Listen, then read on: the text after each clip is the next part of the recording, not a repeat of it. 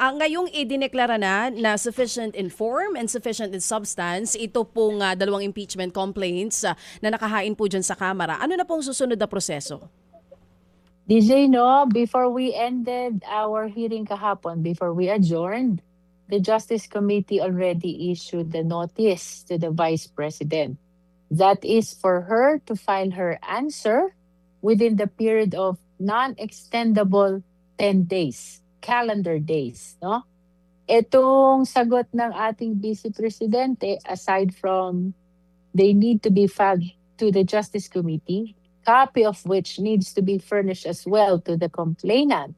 And in that case, from receipt by the complainant of the copy of the answer, they are given a period of 3 calendar days within which to file their reply, no? Dapat i-furnish din nila ang Vice President. And in that case, the Vice President naman, from receipt of that reply, is given as well a period of 3 calendar days to file her rejoinder. Ang tawag natin dito, DJ, responsive pleading. Reason is nagsasagutan sila.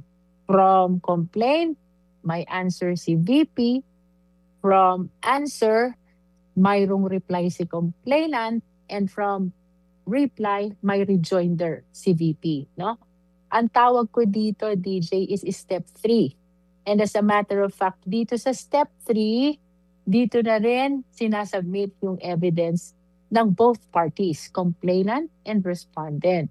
And if they have affidavits and counter-affidavits, they need to be sworn in as well before the Justice Committee. When all of these are complete, the Justice Committee under step 3 needs to determine whether or not there's sufficient ground that supports the impeachment complaint. If the answer is in the affirmative, if that is a decision of the Justice members' majority, we go to step 4.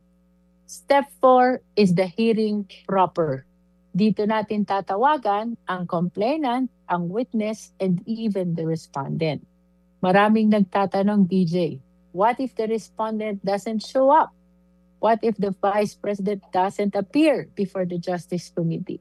Let us remember that her appearance in the hearing is part of her right to due process. In other words, she has the prerogative.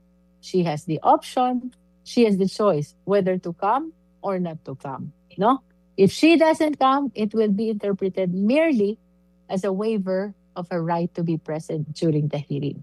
Pag natapos na lahat ng parties dito sa hearing proper, we go to step 5.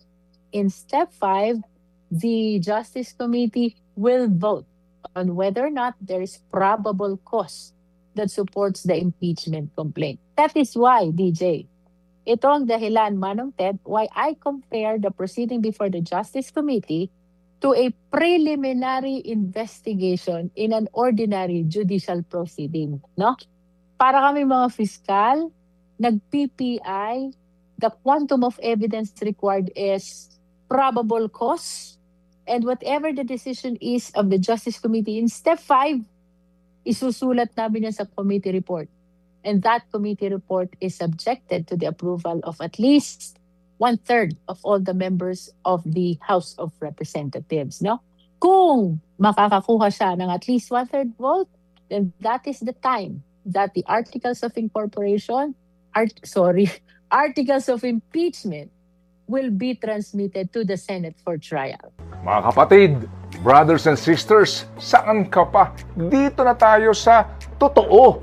Dito na tayo sa True FM. Mga kapatid, mag-subscribe and follow po kayo sa social media accounts ng True Network PH. Yan po kami, hanapin nyo lang True Network PH, Facebook, Instagram, YouTube, TikTok, and podcast. Mapa Apple or Spotify man yan, mahahanap nyo kami. Lahat ng mga napapanood at napapakinggan nyo po sa programa, nasa social media accounts namin yan. So, paano mga kapatid? See you sa social media!